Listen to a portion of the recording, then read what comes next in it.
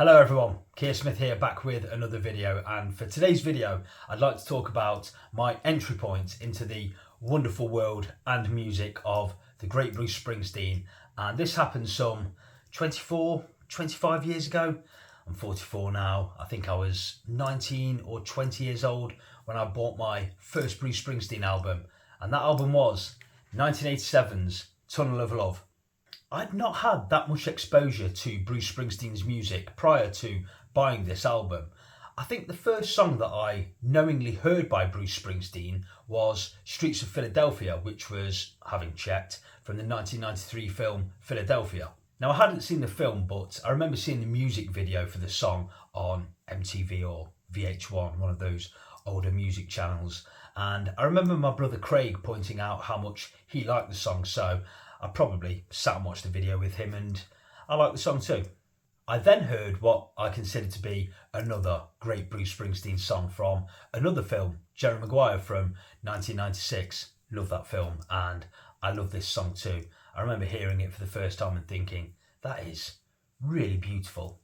Then, as the years passed, I will have heard Dancing in the Dark and Born in the USA, and maybe one or two more hits, but nothing more than that really. But I will have heard that stuff and thought, this is good, I should pick an album up by him. So if my memory serves me right, then this would have been 1999, the year 2000, pre-internet days for me. So other than hearing the odd song here and there or seeing a music video by him, there was very little I knew about Bruce Springsteen. I knew he was a big artist, man of the working class in America and all-round American hero, but I had to find out for myself. So I would have no doubt wandered into Nottingham city centre looking for new music, and there was a really big music store there called FOP. And so I walked in and I saw this very copy of Tunnel of Love, nicely priced at £5 I remember liking the front cover, Bruce looking smart but rather solemn, stood there in front of his Cadillac. And I don't think I thought too much about it. I didn't know any of the songs on this album, but I took my money to the counter and bought it. So I had my first Bruce Springsteen album, and I was excited to hear it, as I often am with new music, but especially this one, knowing that he was a major artist. And so I'm going to go through the album now, track by track, and tell you what I thought of it back then, from what I can remember, and what I think of it now.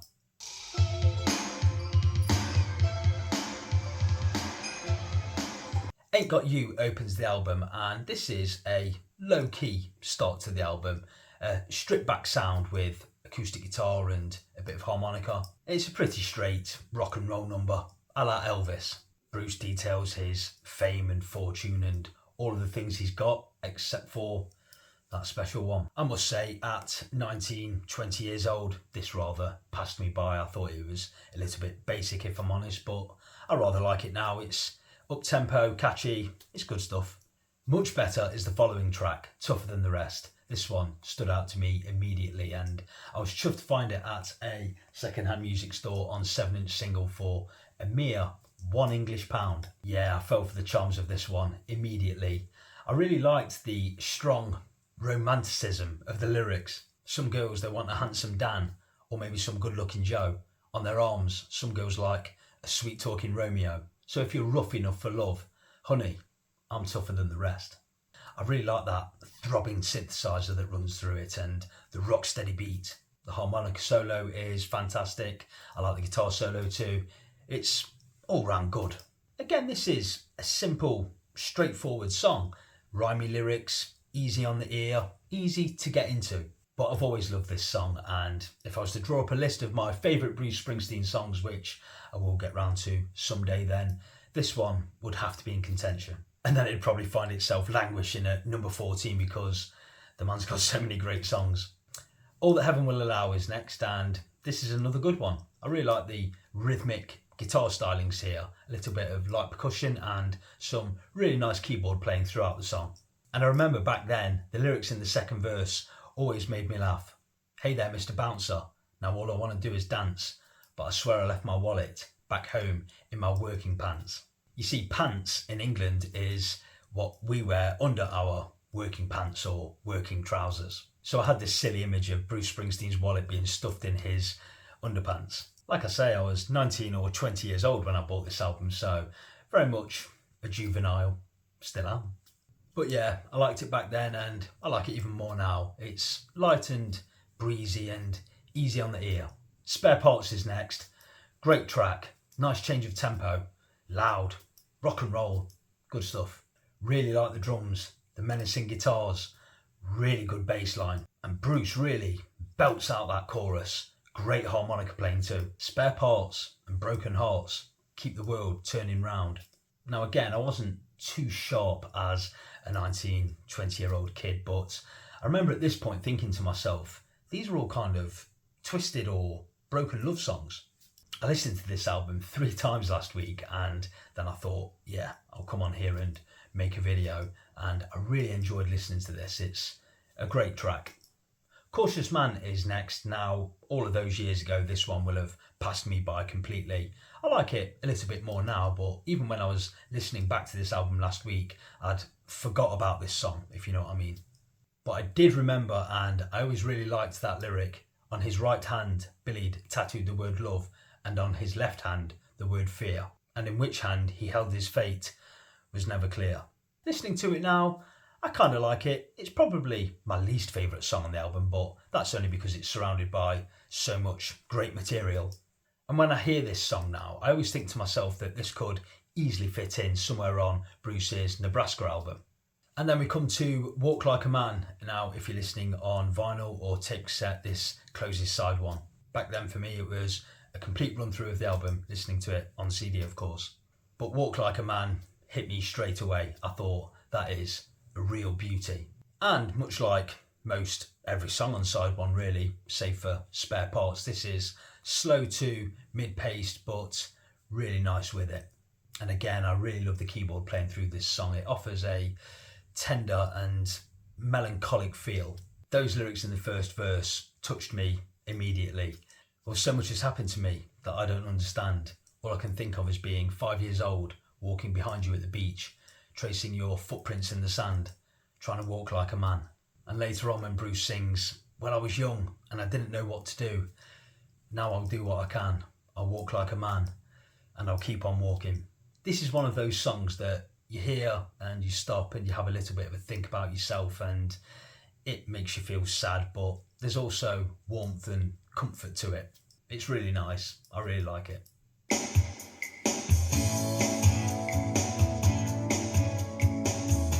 So side 2 for all of you vinyl and tape lovers out there opens with the fantastic title track. What a great song. One of Bruce's best, possibly. And I remember thinking to myself back then that this was the best song on the album, the most complete song, if you will. Good drums, good tempo, the rhythm of the guitars. I love those sha-na-na-na-na harmonies, the female vocalising, that squalling guitar solo, and fantastic lyrics throughout. I really like those opening lyrics. Fat man sitting on a little stool, takes the money from my hand while his eyes take a walk all over you. And a little later on when Bruce sings, then the lights go out and it's just the 3 of us, you, me, and all that stuff we're so scared of. You have to indulge me a little because I am always very impressed by a good lyricist, which Bruce most definitely is. It ought to be easy, ought to be simple enough. Man meets woman and they fall in love, but the house is haunted and the ride gets rough. You've got to learn to live with what you can't rise above. Bloody good that is. Tunnel of Love, standout track back then, standout track now, great song. Two Faces is next, and again, back then, this was a real standout for me. Again, this is low-key, stripped back, Bruce's vocal up front and centre, very good. Straightforward lyrics, honest, easy to digest. Sometimes, mister, I feel sunny and wild. Lord, I love to see my baby smile. Then dark clouds come rolling by. 2 faces have I. One that laughs, one that cries. One says hello, one says goodbye. One does things I don't understand. Makes me feel like half a man. For me, this always evoked feelings of being torn both ways and never really winning either way. And I always loved that rather cheesy, chirping keyboard solo that plays the song out. That's really good.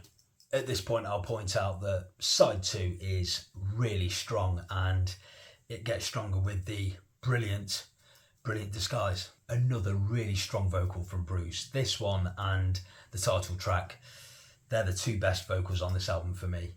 I love the bit when he sings, "Now look at me, baby, struggling to do everything right." And as you go through this album, you do feel like Bruce has got the weight of the world on his shoulders. The chorus is fantastic. I love the feel of this song. Again, the tempo's right. The organ work is fantastic throughout. The guitars are great. And again, I really like and appreciate the dark cloud of lyrics that hangs over these songs. "Tonight our bed is cold. I'm lost in the darkness of our love. God have mercy on the man who doubts what he's sure of." And at this point, I should say that I think lyrically, this is Bruce's best album. I like the raw honesty of it. "One Step Up" is next, and this is another really great song and a bit of a tearjerker too. I'm not sure I liked it all that much back then, but I certainly do now.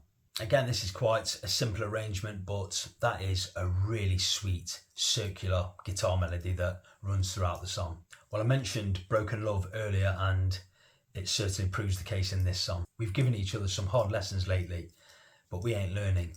We're the same sad story. That's a fact. One step up and two steps back. And I really appreciate the softness and the warmth that the female backing vocals sing when they come in later on in the song. "Another fight and I slam the door. Another battle in our dirty little war." But the melody is so pretty. It's a really beautiful song, sad as it is. Up next is "When You're Alone," which is equally sad. Times were tough. Love was not enough. So you said, "Sorry, Johnny, I'm gone, gone, gone." There is a small chink of light when Bruce sings, "You'd think back on me and you, and your love would be strong. You'd forget all the bad and you'd think only of the laughs that we had, and you'd want to come home." But nevertheless, that light is fading. Again, the female backing vocals that come in for the chorus offer a sympathetic edge and work really well again. And yeah, this is another beauty. As I remember, I liked it back then, but I like it a whole lot more now. And last, but certainly not least, last song on the album is the gorgeous Valentine's Day, which does end the album on a relatively happy note. Now, I must admit, back then, this one passed me by completely too. I think maybe by this point, as a tender 19 or 20-year-old kid, I think I'd had quite enough of having my heartstrings pulled. So maybe I didn't have the capacity for one last song. In the first line of the song, Bruce sings about rushing up the highway in the dark. But this song plays out like a long, slow drive home. And it takes you on a sweet and wistful journey. Is it the cry of the river with the moonlight shining through? That ain't what scares me, baby. What scares me is losing you. But the payoff really comes at the end of the song with that gorgeous, glistening keyboard solo that plays the song out. That really makes the hairs on the back of my neck stand up. And just before that, Bruce sings, "So hold me close, honey, say you're forever mine, and tell me you'll be my lonely Valentine." You see, back then I never thought anything of this, but I've matured into a bit of an old romantic, I think. It really is a most beautiful way to end an album, and I love it.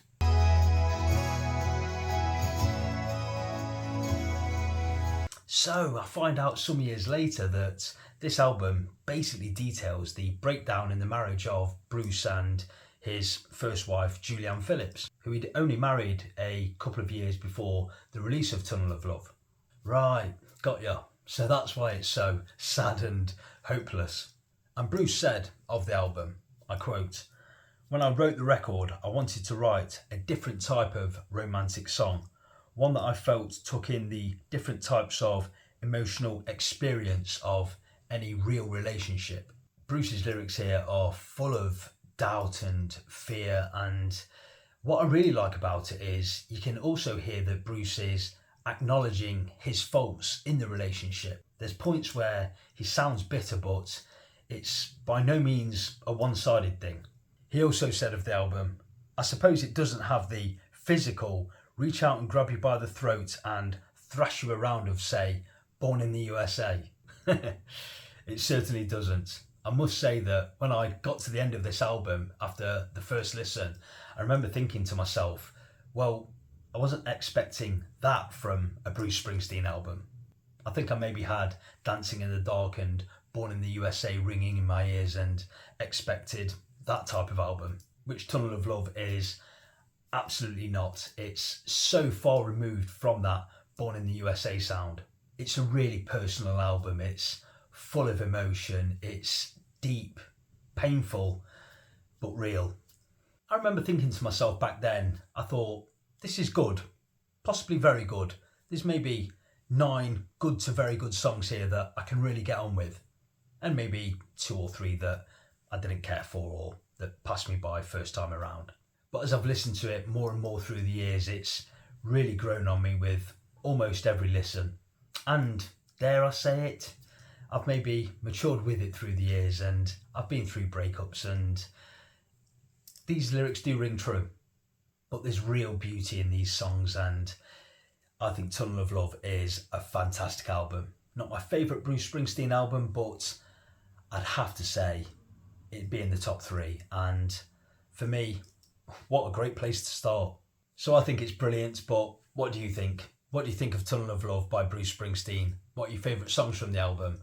Let me know any thoughts and comments down below. And please do tell, what was your first Bruce Springsteen album? I'd be interested to know.